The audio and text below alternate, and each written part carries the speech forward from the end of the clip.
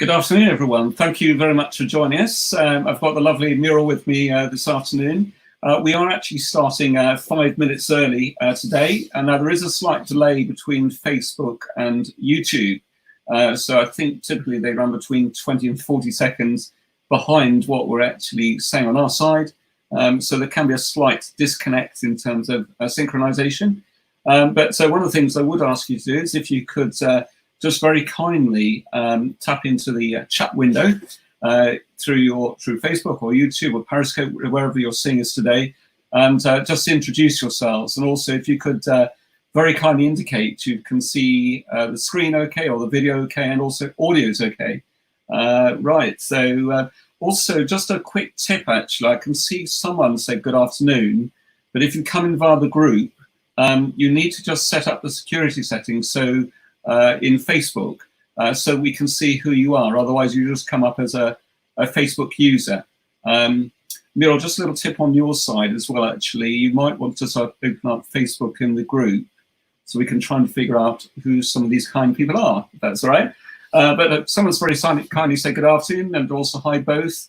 And someone said, hi, Peter, looking forward to a great session. Everything's okay on YouTube. Thank you very much. Tony, welcome. Lovely. So there is, yeah, so if I display this, does that help? No, it doesn't actually. In the email I sent you, I think, trying to think it was yesterday or today, there was a little tip in there on how you could change the security settings so your first name and last name would display in Facebook so we can see it through our interface. So if you, in fact, I think a couple of people are throwing it out now as we speak. Okay, so who else we got online now? Let's bring a few other people up.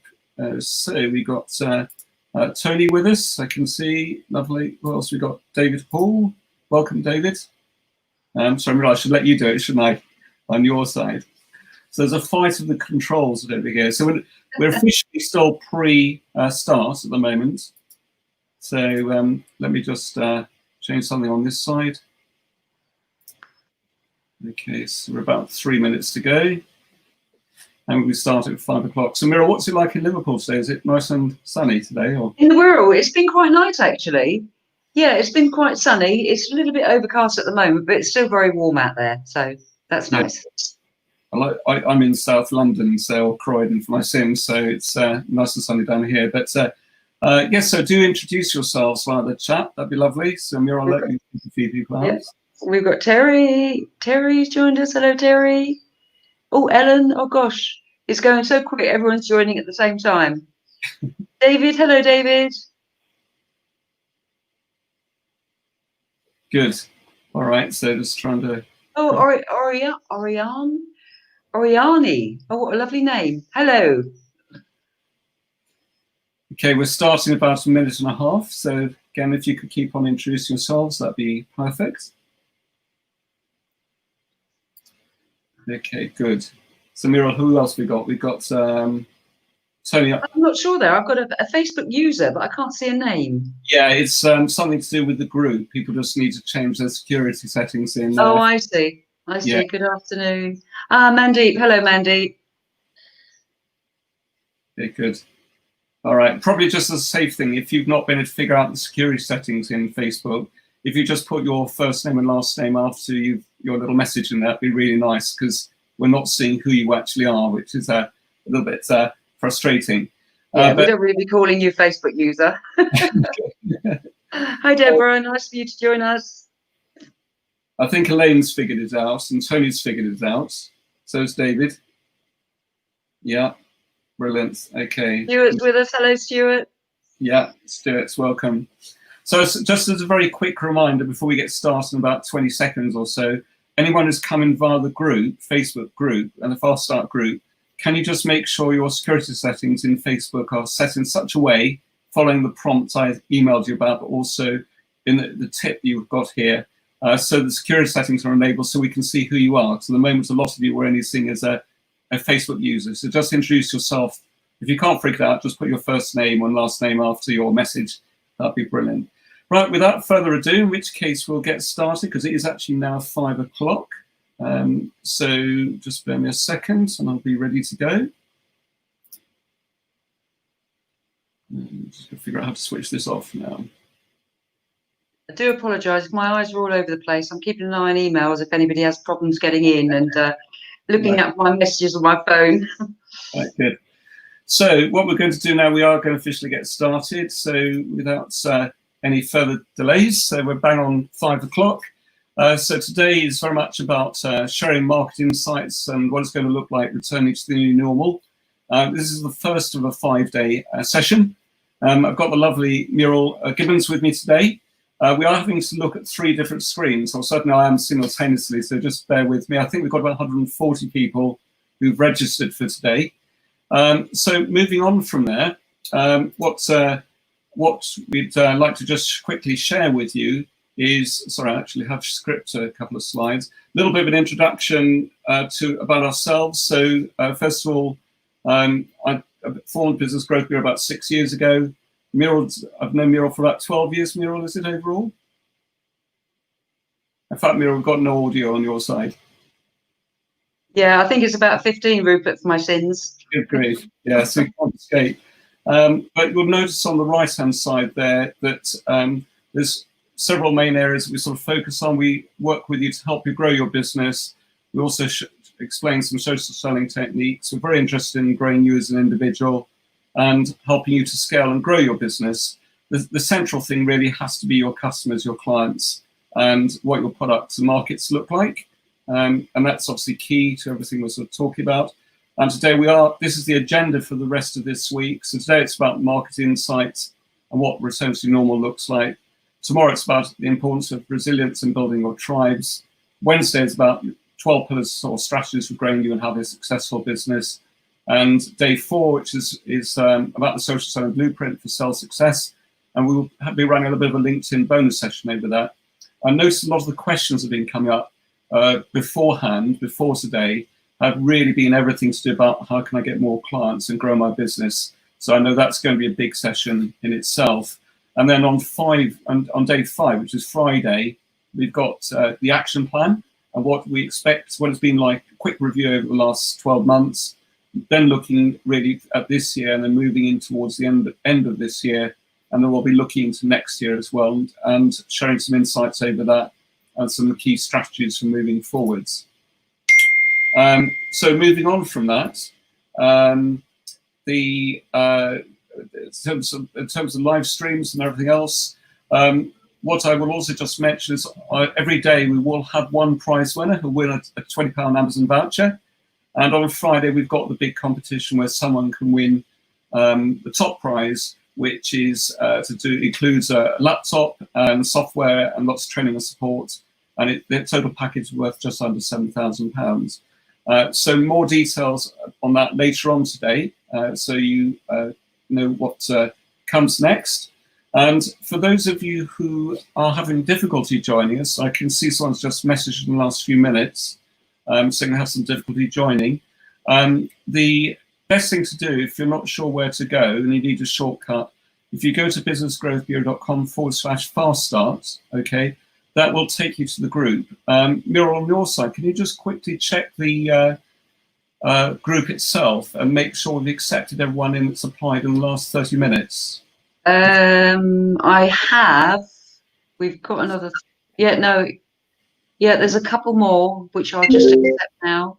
Yeah. Okay. So I've got we've got that. I know there's a couple of people trying to call me as well. So if you have difficulty getting in, just go by businessgrowthbureau.com/fast start, or just go by the Business Growth Bureau page, and that should get you in as well. Okay. So moving on from there. What would be really good to hear from everyone about is what you're really passionate about and why. And if you could tell us a little bit about what you do, and if you've got a killer question. Now, I've got a printout which is here. I don't know if you can see that. It actually runs into 8 pages. This is questions which everyone's asked us in advance, okay? Now, obviously, it's going to be very difficult to pick out on all of those, but over the 5 days, the chances are we will have answered virtually all those questions, and we will try and pick on some today. But if you could just tell us a little bit about what you're passionate about, and what's your why, a little bit around that, what you do, what your killer question is. Remember to put your first name and last name in there if you haven't been able to figure out the Facebook security settings. And what we may well do as well, if anyone wants to volunteer themselves to come into the green room and come on air with a question, we may well invite you to do that. It's purely optional, but if you had wanted to do that, then just put that in the chat as well with your question, and we'll see what we can do to incorporate it. Muriel, any comments that we've got from people? Sorry, I was on another screen. Lovely. We've got Claire. Yeah, excellent. Thank you. That's it. Show. Okay, so yeah, lovely. That's it so far. We can see inspire to achieve training, but I don't know what your first name and last name is. So always just tell us. That'd be fantastic. I know we've got Renato with us as well, haven't we? Brilliant. Okay, and I think someone has just put in there really, let's bring this up. This is what we're seeing on our side. If Tess obviously put her details, which is great, welcome Tess. But on our side, if people don't put their first name and we don't know who you are, first name and last name, so just put that in your message, that'd be brilliant. Okay.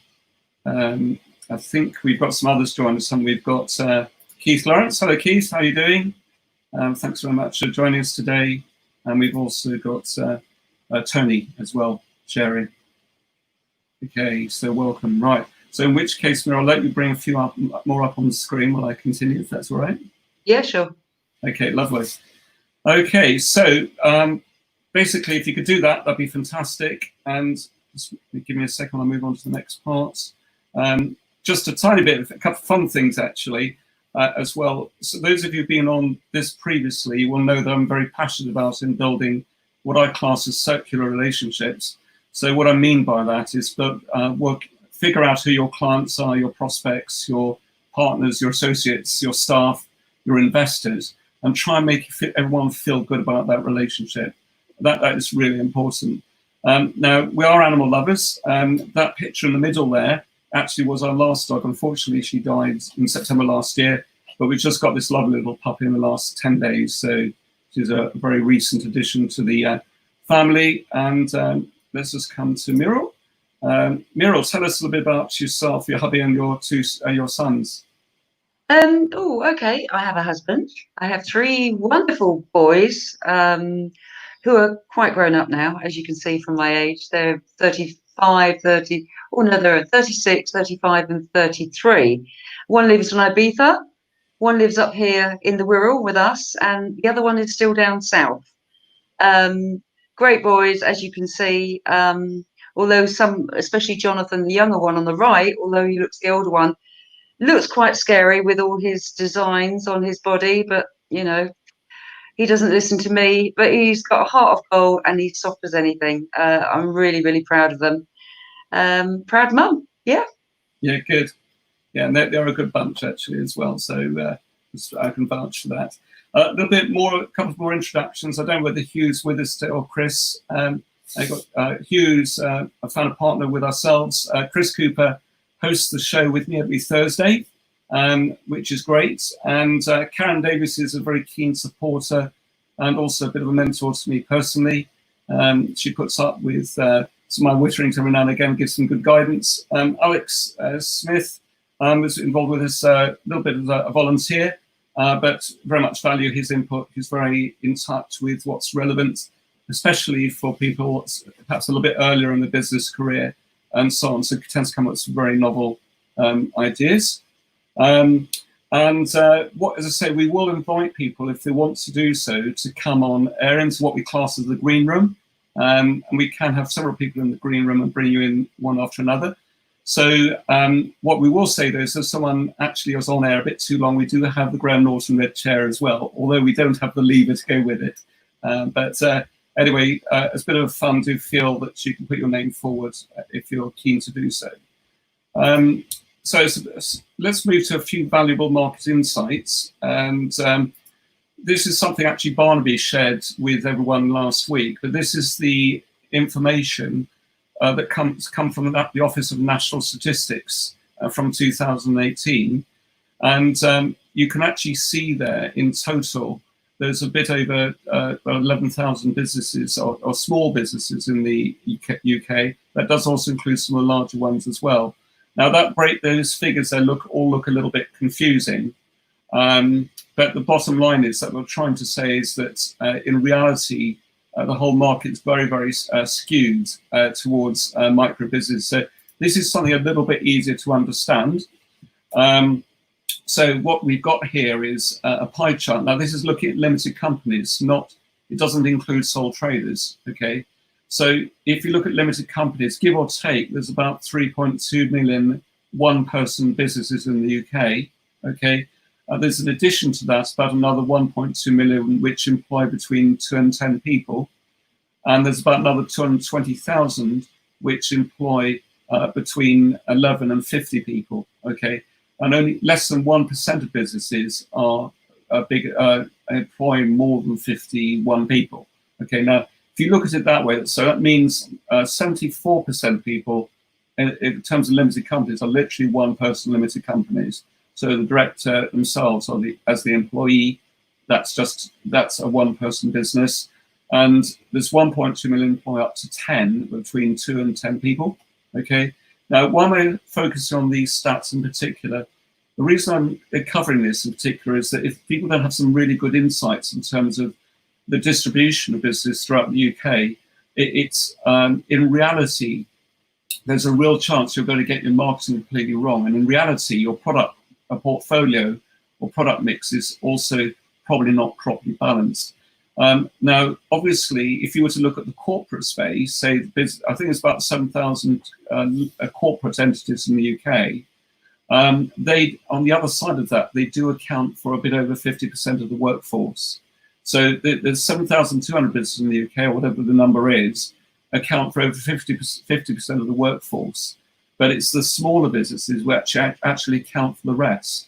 So it's worth just bearing that in mind. Now, if you've got a higher value product or service to sell, what you'll find is that it may well be your market is only perhaps the top 10% of the 3.2 million and might only be, say, 30% of the 1.2 million.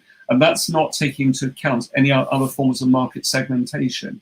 So it's just worth trying to understand some of those figures so it helps you understand your sweet spot. Now, we will go into this a lot more on, we'll touch on Wednesday again, but in particular on Thursday, because we're talking about a lot more around market segmentation and everything to do with that.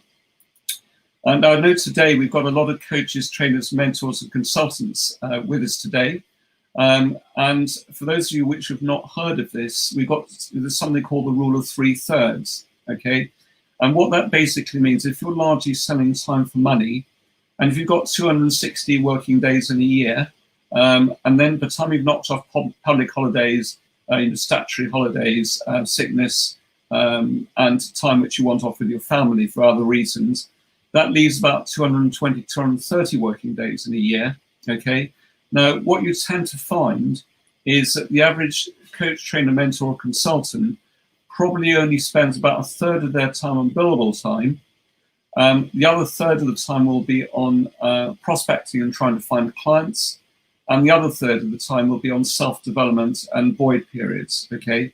Now, there are ways of getting those percentages up in terms of billable time. So, for example, if you're an associate or you're getting work from other people, then, of course, you may well be able to push that from a third to 50 or 60% if you're very lucky, okay? But the thing is, you will be having to give a lot of margin away to the person that's introduced to you, which, of course, is fair enough. The other way of doing that is to try and leverage your marketing. So, for example, it may be using some form of outsourcing to help bring the lead flow in, put in very good strategies for growth. So that's just worth bearing in mind. Now, the other reason I bring this up is that, let's say, take your 220 days per year. If you've only a third of your time as billable time, you need to divide that 220 by 3, okay? And that will give you roughly 70 days per year, okay, of billable time. So what you basically need to do is, rather than taking what, let's say you wanted to earn 100,000 a year or $250,000 a year, whatever that figure is, okay? What that basically means is that you need to divide that 100,000 by 3. Sorry, I got that wrong. Yeah, you take the 100,000 and you need to divide that by 70, sorry, and that will give you basically the minimum daily rate you need to be billing out at. Okay, so let's say, for example, that brings it down to £500 a day. I can't remember what the figure is offhand now. Okay, what you need to do is to make sure that you deliver far more value than your billable rate, so that people always want to keep on coming back to you. Okay, so quite a crucial figure. So what I tend to see happen a lot is, especially in the coaching, mentoring, consulting space, is they will take that whatever their desired income and divide it by 220, not by 70. Okay, and as a consequence, they're always struggling to put the option mask for themselves. So it's just worth factoring that in. And sort of moving on a little bit from there, the other thing which we're all very familiar with is peaks and troughs. Now, let's forget about the COVID scenario altogether for a moment. What tends to happen with many companies is that they will focus on delivery, and they'll take their foot off the pedal, and they end up by going to these terrible void periods where suddenly all the revenues and business seems to have dried up. They start to focus their energy on getting more clients, then they go up to another peak again, and so on. All right, and now this is very typical of many industry sectors. Also, it does apply to when you factor in other things like seasonality. So you get obviously Christmas, you get the holiday periods. Christmas, some businesses is really good, other times it's very quiet. So you will have your own natural peaks and troughs. So it's really about building predictability. Now, ideally what you want is, first of all, try and smooth out those peaks and troughs by having a balanced product portfolio, which factors in seasonality and other things in mind. But also it's about putting it in place where you can have a very strong growth built into your whole business model. And then, of course, the unexpected comes along, like the recession that we had in 2009, 2010, for example, which took many businesses out. And of course, we got this terrible situation of COVID scenario. So clearly that was, no one was really expecting that to come around the corner in January, for example. A lot of people were very optimistic about this year. Then, of course, sort of end of February, early March, this started to really unfold, and we know what's happened since. Now, for some businesses, of course, there's been a fantastic opportunity, but for many it hasn't.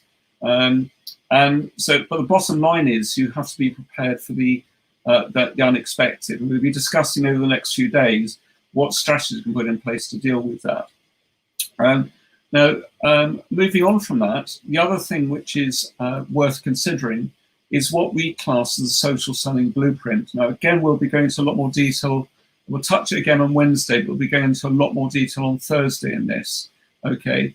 And what you really need to do is to have a really well-oiled machine. So what I mean by that is you need to have a very good methodology for generating leads.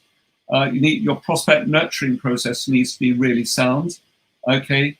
And we'll explain exactly how to go about that and what processes you should put in place. You also need to have a really good sales optimization system, okay? Now, of course, if any one of those three cogs is not turning, you've got a problem, okay? Because naturally, the other two cogs, they're all dependent on each other. So what you tend to find, for example, especially business, they may have a very good team of business development managers, or it may be just one person. There may be a brilliant closer, but then everything else dries up and they therefore don't get the opportunity to come in, so they've got nothing to close. Equally, you could be generating leads, but the leads may be of the wrong quality and not going anywhere. If you've got a prospect nurturing process in place, ideally you need to have at least 5 or 6 steps as a minimum to your prospect nurturing process to actually start putting in place really good strategies for keeping that machine very well fed.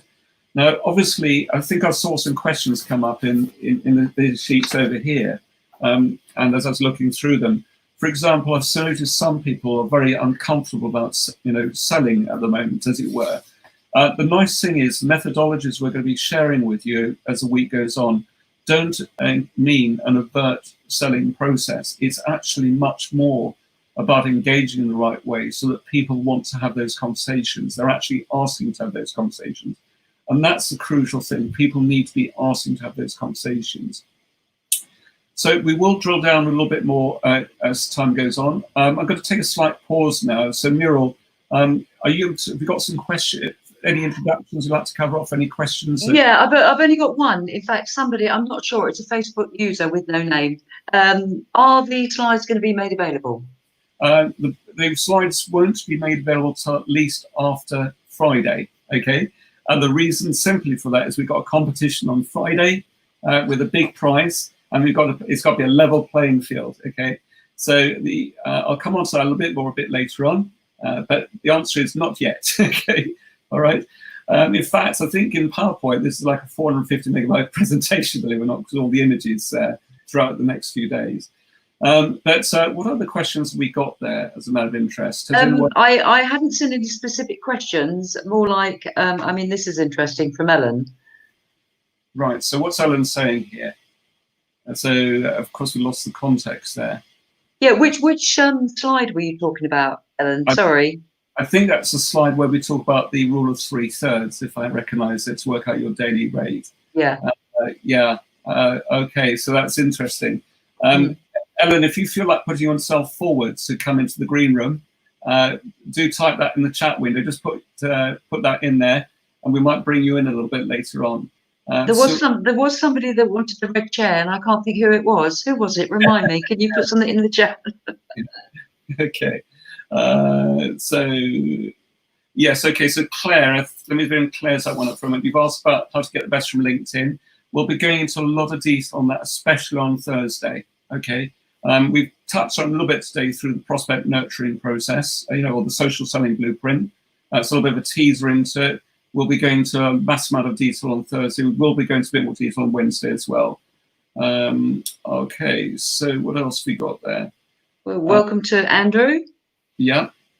Okay. Right. Okay. There you go. There's an interesting one. Okay. So what's that one, Muriel? Why don't people ask existing clients for a referral? It works for this gentleman or lady. Yeah, exactly. Just put your first name, last name in after your details there, because then we'll know who you are. But whoever asked that question, it's a good one. Referrals are great. Obviously, at this particular point of time, you need to be very sensitive to the situation that people are in.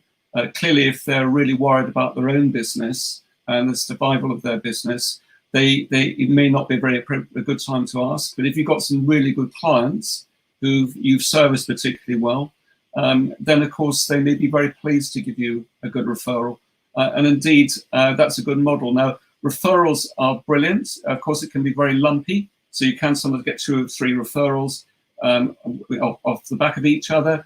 And then suddenly it could be like the Sahara Desert. So referrals are great, but it's not a very scalable way of growing a business. So you tend to end up with this peaks and troughs scenario again as well. So it's just something which you need to be worried about. Now, Tess is asking here, will we be discussing how to create a residual income programs and products that be monetized? Yes, we will go into more detail on that on, trying to get my days right, Wednesday, because we'll be talking about 12 strategies for growth.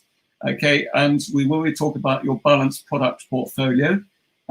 So we'll be going into what products you can develop there to create a residual income, but we'll also be talking about your marketing plan and your marketing mix as well. And that's a great question, because you can have a business which is generating a recurring revenue stream as well as those higher value sales. Then that's a really good way of building a sound business. So Tess, thanks for sharing that one. So that's absolutely brilliant. So who else has asked a question here? I think, sorry, we covered Elaine, haven't we? So, right, what we'll do is let's pick out 1 or 2 from this list here, and then we'll come back to the stream. So if any of you got some questions you'd like to drop in, please do. Eugene Winter, I'm not sure Eugene Winter is on with us today, but she asked a lovely question, which is, what would you suggest is the most efficient way to network given the current climate? Okay, now that's an interesting one. So there is a lot you can do online. So, for example, through Facebook and LinkedIn. So, by creating articles and blogs, you'll find that indirectly that will create conversations. Okay, we have got a methodology which is a very good way of getting new business by a very direct personal approach, but without selling, which is it's very well suited for people who are much more consultative in their sales process. But also by taking part in things like this today. So, for example, you've been invited to join in a closed Facebook group as part of today. Well, obviously, we very much encourage you to interact with each other and start conversations off through the group. So please do feel free to do that. And certainly a bit later on, should you decide to become a full client with ourselves, you'll be able to plug into our whole ecosystem. So do feel you can engage. Someone else has asked a question here. So let's have someone's Alexander Reardon. I'm not sure if this is so much for today. Alexander, I'm not sure you're with us today, but you've asked, social distancing here to stay for a while. Many companies will require staff and visitors to wear face masks. It's going to be difficult to create good interpersonal relationships and read body language. This will be a challenge for sellers and buyers, and as employees and customers and staff. And how can this be successfully compensated for? Now, that is a very big question, actually. In fact, I was having a conversation with someone yesterday, and they raised points which I hadn't thought about. But, for example, some of these very big office blocks, even with the relaxation of social distancing, for example, a lot of lifts, as a case in point, are designed perhaps to carry 6 people, 8 people, 20 people, whatever that number is. Well, if you've got to have even a metre apart from each other, suddenly the capacity of that lift is reduced from perhaps it's 16 people down to 2 or 3. Well, if you've got these massive office buildings, how are you going to get people up and down to their respective floors? So that's going to be very restrictive. And I agree with you entirely over that point about, lack with social distancing and people having to wear masks. I think probably one little tip I'd give on that is to try and do as much as you can to build up the relationship before you meet them. So if you've got the choice of being able to do that, then have a phone call with them or a Zoom call first, okay? Because at least you can conversate there through body language. Now, sometimes it's necessary to meet people as well, but it's probably a little bit of a hybrid approach in terms of marketing. And just find little ways of making that person feel very special, so you can make up for the lack of body language that you can possibly do. Right, so it's all virtual at present. That's interesting, Peter. Thanks for that. That's great. So there is a lot to be had through online networking. Obviously, as things do start to return to normal, people probably will start to revert to a bit of normal networking, but I suspect it was going to be a very slow, gradual return. So Lucy's asking, would you use Twitter rather than Facebook? I don't really use Facebook anymore. I've gained work via Twitter. Now, Twitter's great for broadcasting and getting content out there. And indeed, we use Twitter and Periscope quite a bit. Don't underestimate Facebook. Although most of our business tends to come via LinkedIn in reality, some of the things you can do in Facebook, for example, things like these live streams, work very, very well, okay? And so does YouTube Live, okay? Now, LinkedIn, they've been in beta for their LinkedIn Live for about 18 months or so. And we're having difficulty ourselves even getting on the beta program. So I suspect they're having to limit the amount of capacity they put on the platform. But that should be really good. But groups in Facebook tend to be a lot better than they are in LinkedIn as well. So what I would say is take a broadly speaking agnostic approach. You will find that certain platforms will work particularly well for you. What I would say on the LinkedIn side is, although look at Facebook, it's a bit over 2 billion users worldwide. On LinkedIn, it's about 675 million, okay? But the average person on LinkedIn earns far more than the national average wage. And you find it's a really good place to do business. And I'll be giving a lot of strategies away on Wednesday and Thursday on how to do that. Right, David has asked a great question about how do you identify their target market.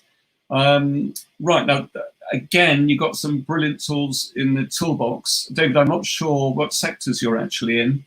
And you could type that in the chat so we could pick up on that.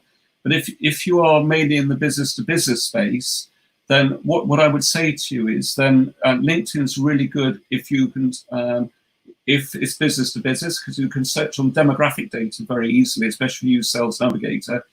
Facebook and Instagram is very good if you want to search on psychographic information. It can be good on demographic, but it's very strong on psychographic. So if you're B2B, generally LinkedIn is very good. If you're B2C, Facebook and Instagram can work well, but so can LinkedIn, but you just have to know how to go about it. And as just been flagged up a moment ago, Twitter can have its place as well, okay? So it's only good at driving traffic through to your webpage and building SEO. Steve, my mate Steve, how's Steve? Okay, so working with clients prepare for COVID-19 risk assessments for the return to work. Right, hard working ID, you have to stay for majority employees, Zoom scam teams. Yeah, it's interesting because it goes back to what we were saying a moment ago, Steve, isn't it?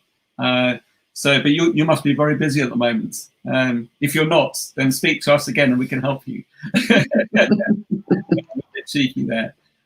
So Valerie, that's Valerie saying, I'm passionate about facilitating clients to design their vision and blueprint strategies for their ideal business and life, and then both coaching and mentoring.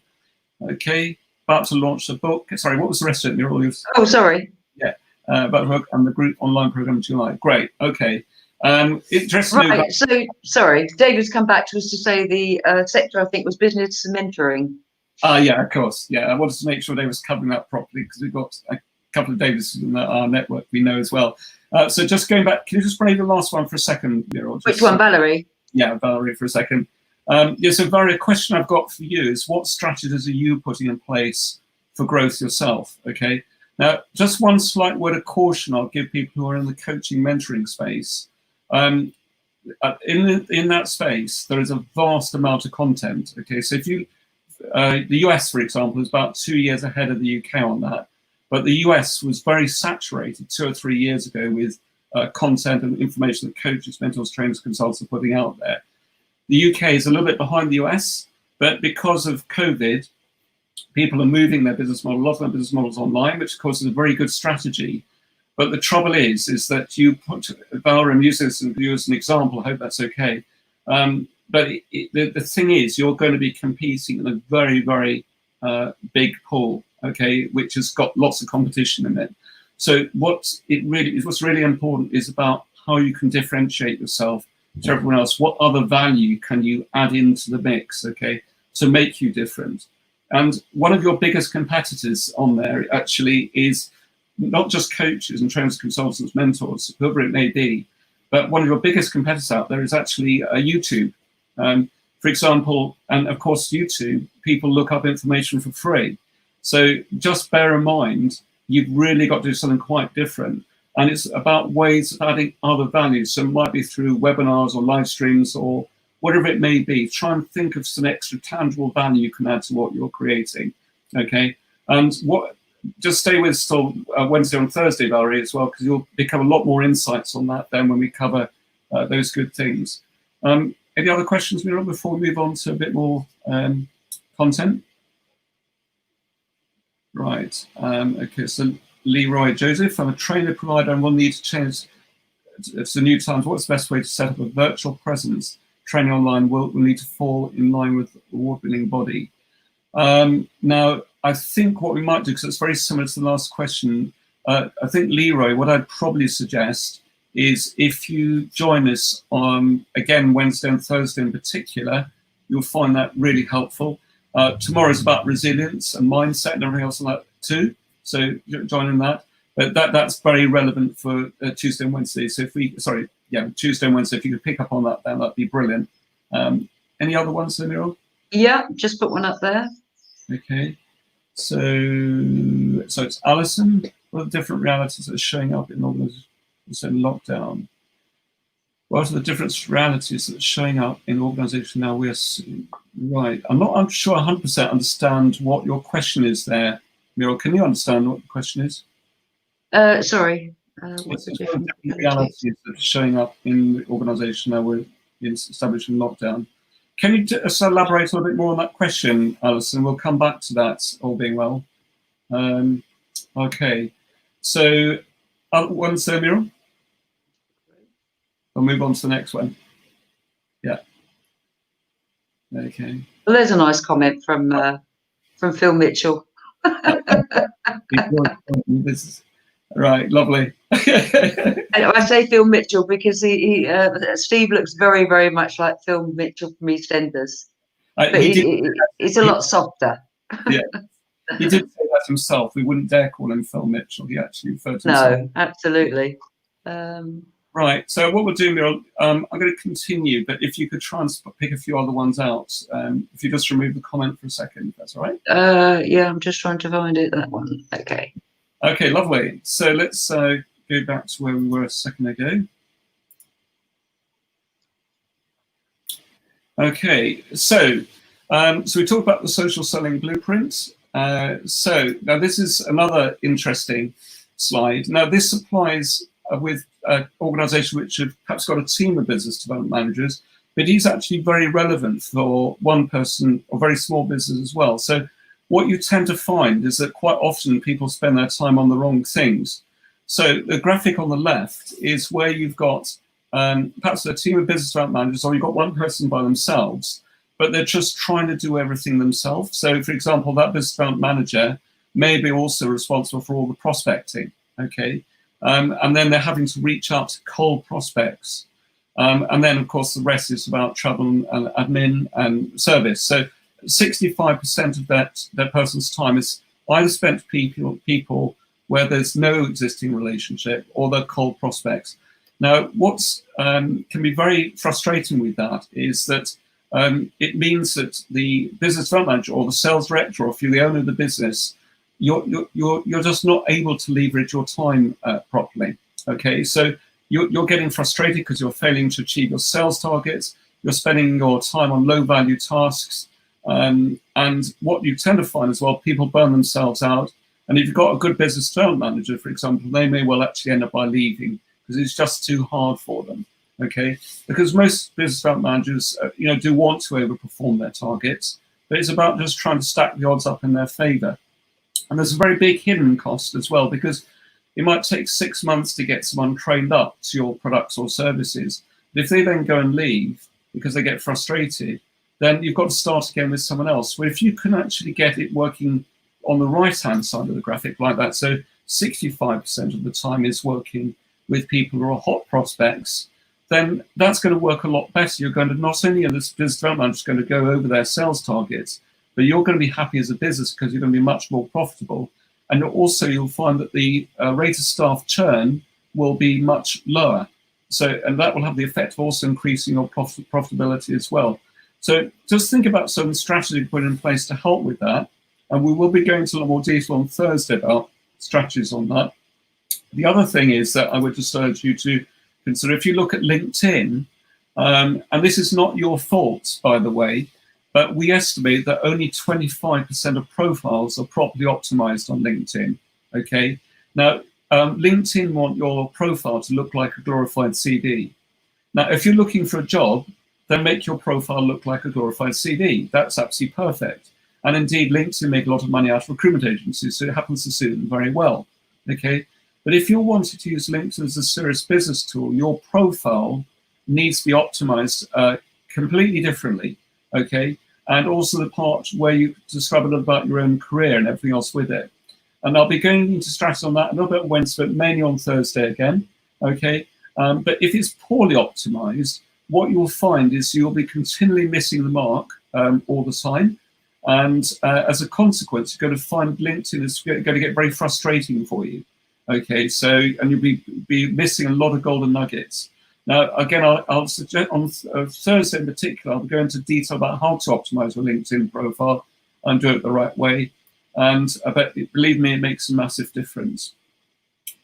So just going back to this part, in order to have a really well balanced business, first of all, it's really important that you look at growing you as a person and making sure your values are aligned with the business and the other way around.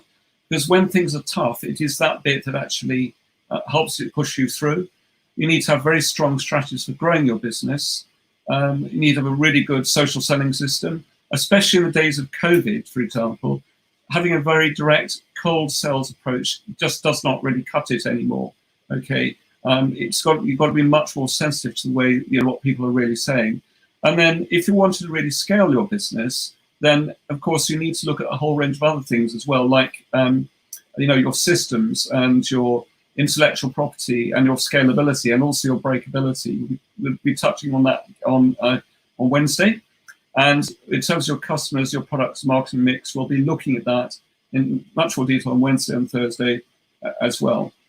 Okay, now I've seen a question here. I'm not sure who's asking the question, but do you see post-COVID marketing becoming increasingly by virtual meetings where travel costs will reduce and use up to less time in the business day?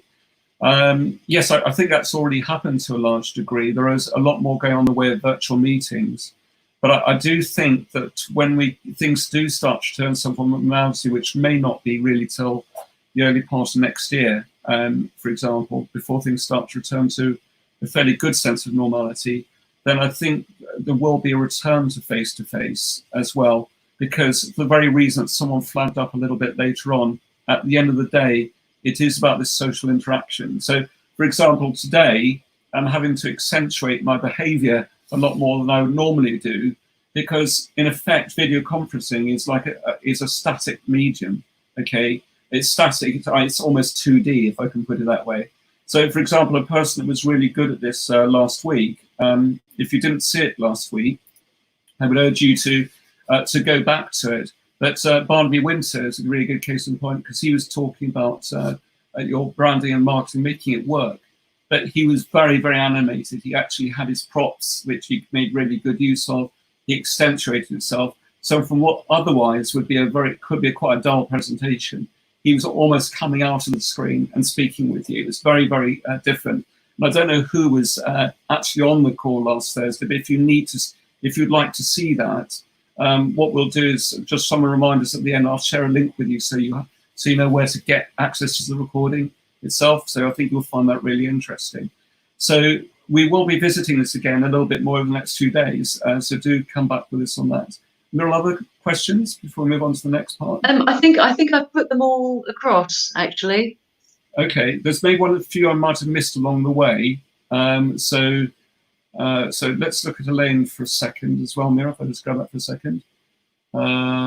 Yes, exactly. Yeah, so Elaine, if you're looking for a job, keep your profile exactly the way it is. If you wanted to use LinkedIn as a serious business tool, then just rethink what you can do on that. I can. So it's Gary. Thank you, Gary. All right. So we know it was Gary asking the question a bit earlier on. Okay.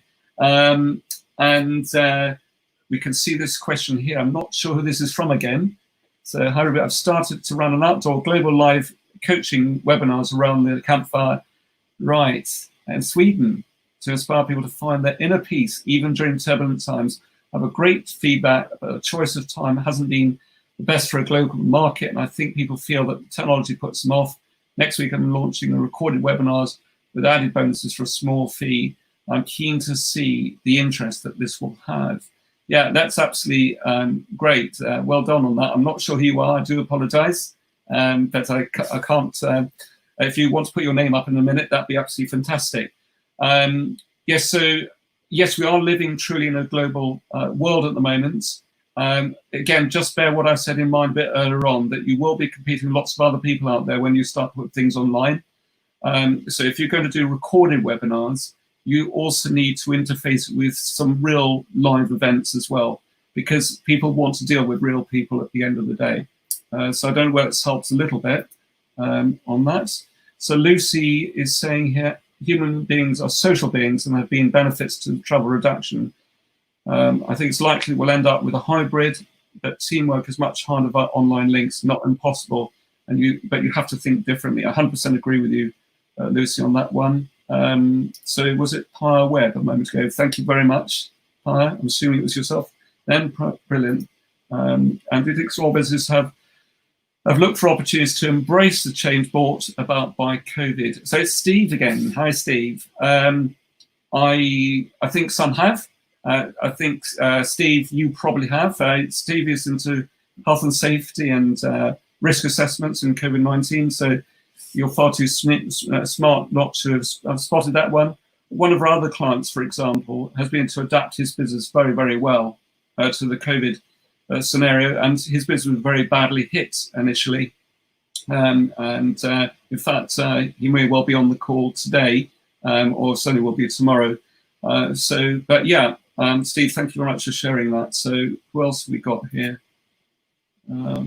So lovely. Okay, and then we've got Elaine Watts. I went for a whole day conference that was scheduled to a physical event in the hotel lockdown before. To avoid cancelling, she took the whole day online via Zoom. She had things set up with her flip charts, a widescreen set up, PowerPoint. We broke to exercise scripts. We even had a virtual lunch together. It was pretty good. Never thought online could. Yeah, and that's really good, Elaine. Thank you very much for sharing that. I think you've got to be a very smart cookie to pull it off really well. So that's very impressive. Okay, a couple more questions. We'll move on. Think about there being more agile. It's like being a bigger organisation, a vessel to turn the water, so to speak. Yeah. Now, interestingly enough, some organisations are absolutely shocking. So we won't talk about some of the mobile phone providers out there, or perhaps the internet service providers out there. But they seem to have moved everything online, putting everything into chatbots. The chatbots are not being programmed properly, so they're not answering questions in the right way. They seem to have a total aversion to putting people through to real human beings. So I think the smaller to medium-sized companies are at a very big advantage over the bigger ones, because they're able to be a lot more nimble. So what I would urge you to do is to think quite differently of the way you interact with people, and just remember, all human beings, we like to interact that way. What we'll do is, after this, we'll move back in a second. So interesting what you said about people in the coaching market is indeed flooded with information. Coaching is different from mentoring and different from teaching, though. So my question is more related to positioning, I guess. In industry, what ideas do you have for positioning in various industries? Again, I don't know who you are, but if you could add your name to any comments, that'd be great. We will be going into a lot more detail on that on Wednesday and Thursday in particular. Tomorrow is all about resilience and building your tribes. So I think some people were asking earlier on about referrals. Tomorrow, referrals and tribes and mindset, you'll pick up a lot from that, because that could be a very good source for business. So I think with that in mind, what I might do is defer that question until Wednesday and Thursday, if that's okay. Right, so let's go back to where we were a second before ago. Right, now just a bit of a question around this. Now, these are companies, organisations. On the left-hand side, I don't remember seeing this on the news, that was a street in Italy in the middle of lockdown. And that street would normally be in a really bustling street, absolutely packed. And obviously you can see it completely empty. So now, obviously, for retail, it's been devastating. The ones which were online already certainly have been able to be a lot more resilient. In fact, I'm going to pick on your son here, Muriel, for a second, actually, because Muriel's son, Simon, who's one of those three hunks you saw a bit earlier on, he started up a gym. In fact, Muriel, let you explain the story rather than me talk about it for a second, because I think others will find this really interesting. Okay, yeah, he started a gym. I felt it was a bit of a big move to make, because the business rates are absolutely huge. But he started it with a business partner. It is so successful. They are so popular. And of course, lockdown happened. So what they decided is do it all online. So they use Zoom, and their clients log in, and they give them training sessions to groups or one-to-one via Zoom, and it works really, really well. He was fortunate enough to get a grant from the government, so that's helped him with his rents, etc. Unfortunately, still had to be paid. What they're actually doing now, Rupert, I don't think you're even aware, is the business part. Obviously, they can't go into the gym. Have said that they can train in the forecourt, because the whole business park is closed. So they've taken all the gym equipment outside, and they have great big group training sessions, and it's all done outside. So he's obviously thought outside the box. Yeah, he has, literally, and that's what I did know that.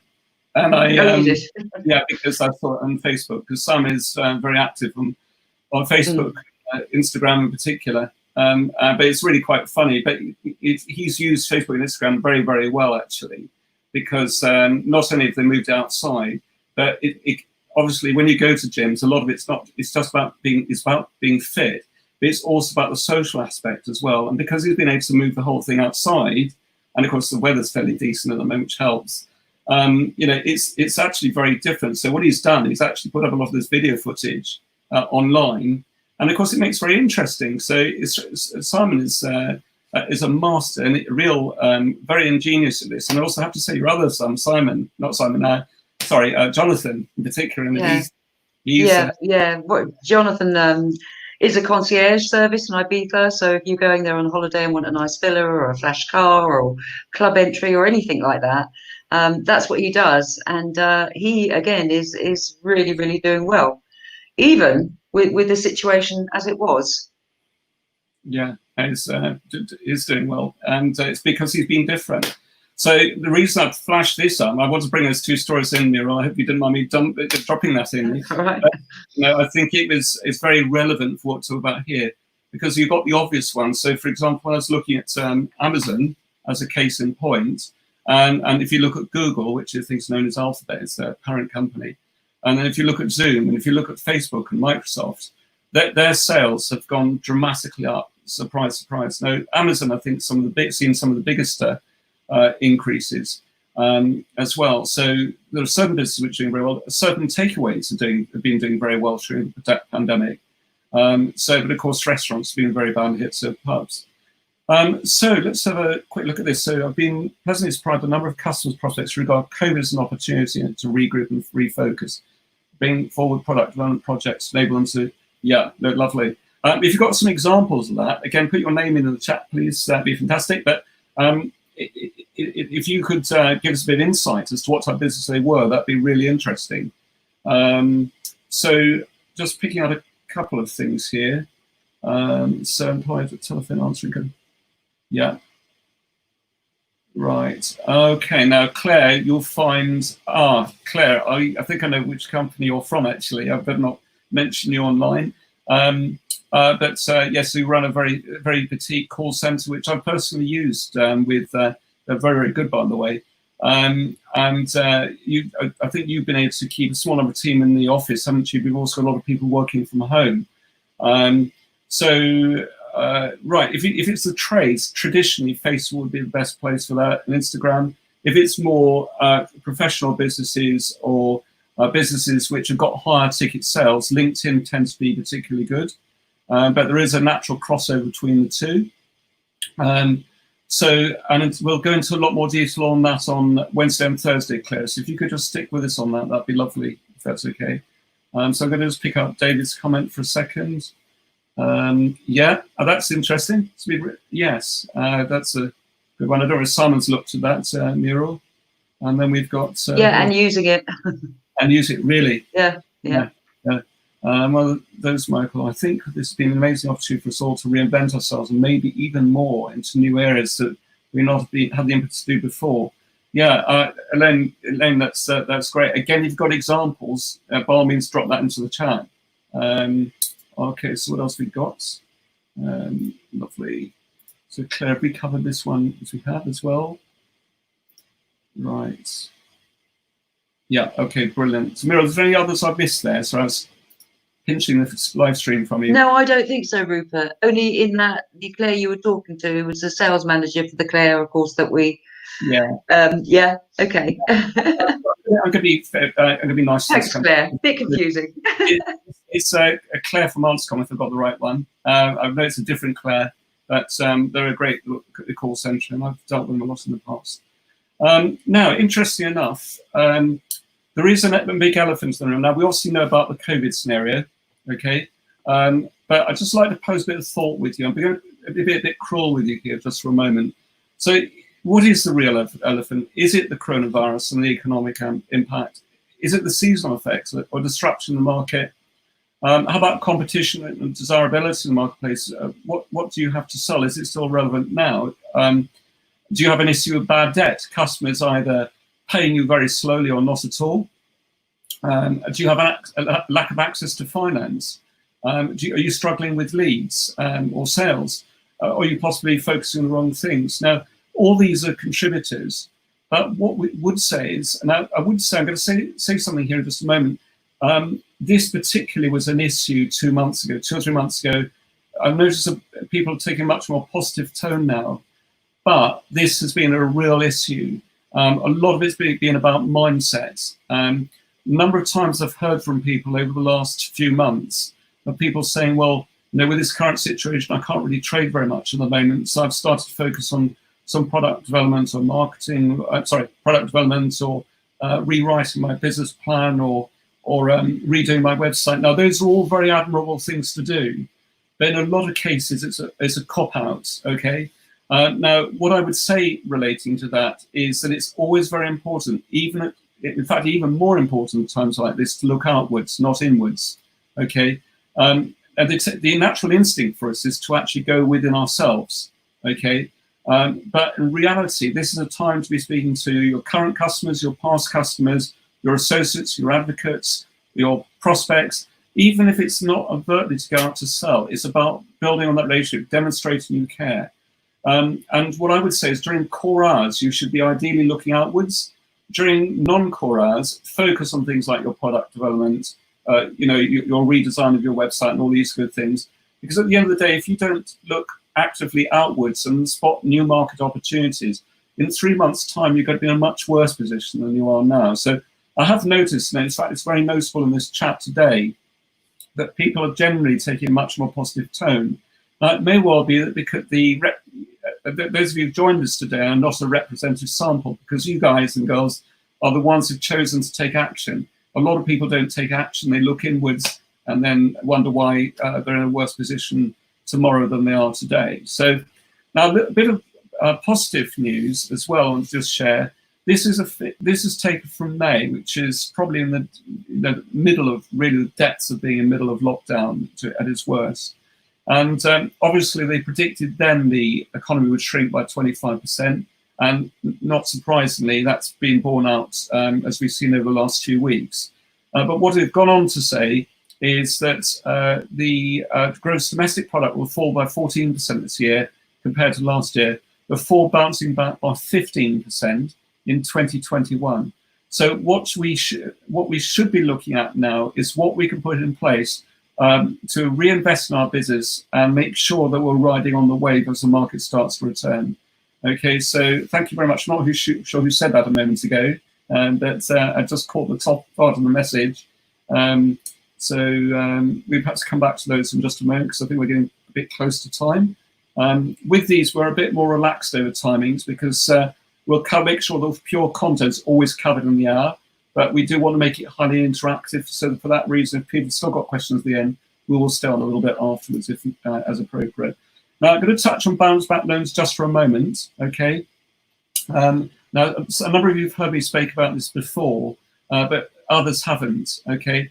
Now, obviously, if you're a medium to larger business, this may be a bit less relevant to you because you may not qualify, okay?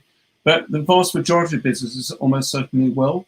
And broadly speaking, you can borrow up to 25% of your turnover, a minimum of £2,000. And if you haven't got a full year yet, my understanding is that they will go on projected figures as well, okay? There are obviously lots of other criteria. In fact, we've got Keith on the call today with us, and I think he'll be able to give us a lot more information on this. And you can basically borrow up to £50,000. The government guarantees 100% of the loan, not 80%, it's 100% of the loan. You don't have to give any personal guarantees. There are no fees or interest to pay for the first 12 months. You can also repay it early, so I understand, without penalty. And after that, the interest is only 2.5% per year. Okay, it's 2.5% per year. That's well below the normal bank lending rate, which I'm not sure what it is, but it's probably 6 to 8%. And that's assuming you're a larger company and get those type of deals. Now, the other crucial thing is a lot of smaller businesses or micro businesses would typically not have qualified because if you haven't got the security to offer, banks, even if it's 20%, won't lend to you. So that's the first thing. Secondly, a lot of smaller businesses, understandably, have hit difficulties, so they may not have the best credit ratings available, okay? Now, obviously, this is a very volatile market we're in at the moment, but my understanding is generally they'll only do like a soft credit check to make sure you actually exist and you exist at that address, but mainly for money laundering reasons. Generally, your past credit history is not looked at in the same way. So if your business has been struggling a bit the last few months, don't suddenly think you're not eligible. The bottom line is you potentially should really look at this. and it's a really good opportunity to invest in your business. Now, what I would say is around that, sorry, I've covered that already, I do apologise. What I would say around that is make sure you invest wisely. There's good money and bad money, and I'm going to go into a lot more detail about this later in the week. If you're investing in things which are just going to help you spend money on things which are not really going to help you fundamentally develop and grow your business, then it's almost invariably bad money. If you're investing in assets, or if you're investing in something which is going to put your business in a much better place, then clearly it's good money. And equally, you may have got certain types of finance which are very expensive at the moment, so you might have to restructure some of your borrowings and use bounce back loans to help you with that too. So again, this is not my area, so don't take me as being read on this, but it's worth you just thinking about. And of course, in reality, what we see is a lot of people on the hamster wheel. And the thing is if the world continues to spin, so if people are going inwards at this present time when they should be looking outwards, then in real terms are almost invariably looking backwards. So in fact, I've just touched on this a bit now. So just a few tips on that. Fundamentally, don't go into your cave. During core hour, speak to your customers. We've talked about it already. Remember, cash flow is king. You know, make sure if possible you've got 2 or 3 months money in the bank if you can. Okay, now sometimes it's not always possible, and if you're investing wise in your business, then clearly you may allow that to drop. And we talk about good money versus bad money, and you know, this is almost free money that's available to you, and there may be eligibility on some grants and things like that as well. So it is a good time to invest in your business to put yourself in a better situation tomorrow than you are today.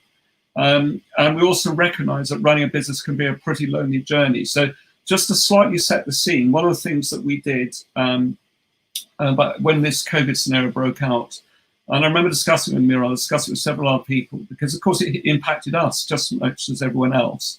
And I thought, well, it really is a time to start giving back, you know, and I thought, how can we do that? So we decided to start weekly live streams. We had no idea how successful they actually would be. But what we just felt was that it was the right thing to do. We wanted to give back.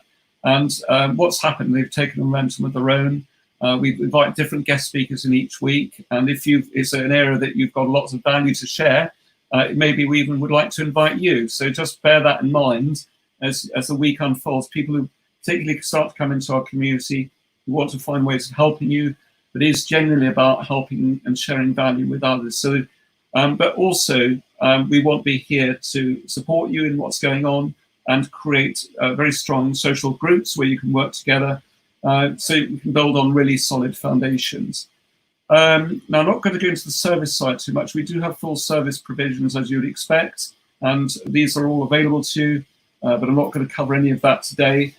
We have got this competition, and I'll give you a little bit of a clue on that. We've also got an instant prize to give you today.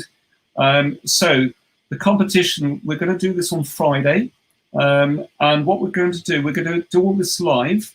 And we want to make sure it's a level playing field. So if I feel compromised in any shape or form, I will ask either Miro to intervene, or I may ask someone in the stream to help us. But what we're going to do is we're going to ask at least 2 to 3 questions from each day of these live streams. Okay, and one person, based on the answer they put in, it'll be like a series of multiple choice questions, will actually win the prize. Okay, now if he's got several people who win it, because it's quite possible we may get several people win, what we'll do is we're also going to have a couple of tiebreaker questions as well. Okay, so the bottom line is, if, for example, let's say you can't make one of the days this week, and obviously I hope you can make them all, then by actually making sure you tap into the live streams, or at least the recordings, okay, then what you'll find is that they'll dramatically improve the chance of you winning at the end of this week. So it's well worth going for. It is generally going to be getting a laptop in there. It's going to be helping you to run your own campaigns. We're going to give you online training with your group coaching, and you also get 12 months membership. That's all part of the package. Okay, so now, Muriel, I'm conscious we're after 6. Gladly answer some more questions, but I don't think it's fair to keep people particularly hang on. So let's just move on to the next part. Rupert, just a question then. So if somebody can't attend a particular night or evening, How will they get hold of the recording? Right, that's a great question, actually. So, in fact, sorry, here are some top tips. I've answered that in just a second. So Okay. this is what we just covered here, okay? I forgot to bring up the slide. This is what's covered tomorrow. I'm going to be reading out a graphic in a moment. If you need for tomorrow, here we are, Muriel, this covers answers this question. Can you just copy and paste that link into chat, Muriel? Is that easy for you to do? I think I gave it to you earlier on, didn't I? It's the one I gave you just before the live stream today. You gave me 3. I don't want to do the wrong one. Okay, just bear me a second. I think I've got it here. So is it businessgrowthbureau.com/challenge-confirmation? Yeah, I think I've got it here. So then have you? Okay. If between you all, it should be going out to you in just a few seconds. Although my machine's stalling at the moment. Muriel, actually, for some reason it's not going through on my side. I've got it. I think this is the one. Oh, yeah, on my side. Can you try and post it into the chat on your side for me, please? Just save that link to your desktop, okay? So what we ask people to do is each day is just to reconfirm their attendance, a bit like you're booking a flight, okay? Because obviously a lot of people book flights and they don't then show, and therefore we're not necessarily sure who's there. But it also makes sure we can play a level playing field for the competitions as well. Now, to access the recordings, what you can do is, in fact, also, to access recordings, if you've already got access to the Facebook group, in fact, that's raised a really good point here, actually. If you go to businessgrowthbureau.com/fast start, that will give you an opportunity to join into the group if you've not already joined in the group. So Muriel, just put that in the chat as well, if that's right. So businessgrowthbureau.com/fast start. Okay. You'll be able to watch the previous recording immediately after the live stream's finished. Okay. So this is being streamed through Facebook, YouTube, and Periscope. Okay.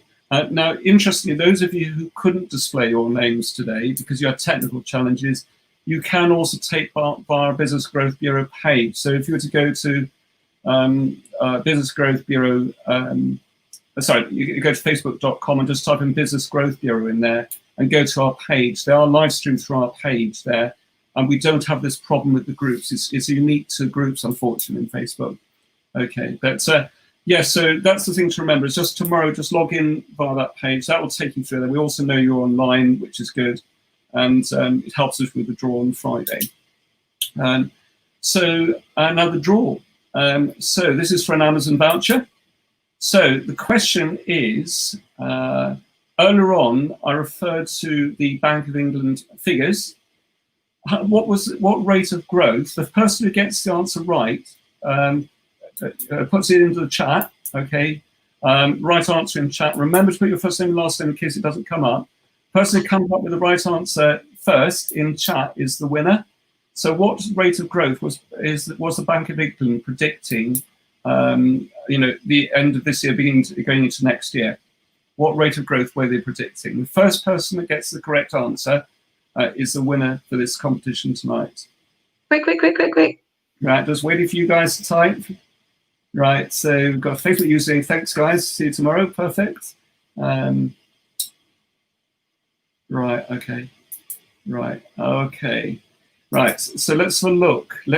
Oh gosh, the answers are coming through. I'm going to keep quiet for a moment, actually, because I'm not going to reveal who's the winner just yet. I'll tell you in just a minute, because I'm going to give everyone, just want to see how many people get the right answer. Okay, while people are doing that, I'll just display a couple of little comments along the way, if it's allowing me to do so. Thank you very much, Nikki. Right, lovely. Okay, people are still putting answers in. I can see some lovely answers coming through here. We're having a bit of fun, aren't we? So, right, okay. Okay. Now, interesting enough, I think someone here, and then it's mentioned about, yes, you're quite correct. When it's live, Elaine, my understanding is they don't go on the left-hand side until it's actually finished. So just have a look. If it's immediately obvious, just scroll down a bit, or you look on the live tab on the left-hand side, then it should come up. Again, if it's difficult to find, you can always go in via the page as well. Okay, so let's come back. Let's have a look at these answers. So I think everyone's had enough time now. So who's got their answer right first? So let's have a look. I'm going to tease you all a little bit and just give you a few answers here that people have actually said. So Peter Ward said 14%. Valerie said, thank you. I'm going to miss out the right answers. Okay. Miss out the right answers. Who else we got? We got 14%. We've got 15%. We have got 14%. We've got 3%. Who said 3%? I'm not sure who that was. We've got Nicky at 14. We've got Keith at 2.1. Keith, I'm not sure what figures you're looking at, probably something else. And we've got Mike Shepherd saying 3%, minus 3%. Right, well, the correct answer, I'll show you the slide in just a moment, and I'll tell you who the winner is. The correct answer, that is the figure which I was looking for was earlier on, was this figure here. So they said that GDP will fall by 14% this year before bouncing back by 15% in 2021. So it was 15% was the answer I was looking for. And no doubt Keith, after this course today, will somehow got the answer completely wrong, being an accountant. And he's probably got some more up-to-date figures than I have, but all I can do is go by what's on the slide. So who was the first to say 15%? Meryl, can you see it? I can, but I want you to double check because I don't want to say the person's name if there's another one. Yeah, bear me a second. Just trying to scroll. I think it was about 608 that you did it. So let's have a look. So I'm still scrolling through all these answers because it could have come by YouTube and Periscope as well. So we have to be a bit careful on this. Right. So yeah, I'm pretty sure. Is it Lawrence, Meryl? Yeah. Yeah. Lawrence Archard. Yeah, Lawrence, you're the winner. Well done. Well done, Lawrence. Okay. Right. As you can see, today has been a little bit unconventional. Lawrence, if you could make sure you drop an email to Muriel. I'm sure we'll got you anyway, but just put in your just send an email to Muriel@businessgrowthbureau.com and just make sure we got all your details. Okay, and if you've got an Amazon account, I think we can directly do it via Amazon actually as an electronic voucher. But if there's a particular email you've got linked to your Amazon account, if you can make sure we got that there in there as well. So anyway, I think between us all, we've done very well. We have overrun a bit, but then it's all about trying to make it a bit interactive. So thanks very much for joining us today. Absolutely delighted you've been able to take part. There's the address for those who need it. If you do have any problems, so I've just lost my screen. If you do have any problems tomorrow, then just join in that way, or if necessary, you can come in direct via the group as well. So spare me a second. Yeah, that's it. So thank you very much for everyone joining in today. We'll look forward to seeing you on tomorrow. We always start 5 minutes early. We'll see you at 4:55 p.m. tomorrow. And see you then. Take care, everyone. Thank you very much. Cheerio. Bye. Bye-bye.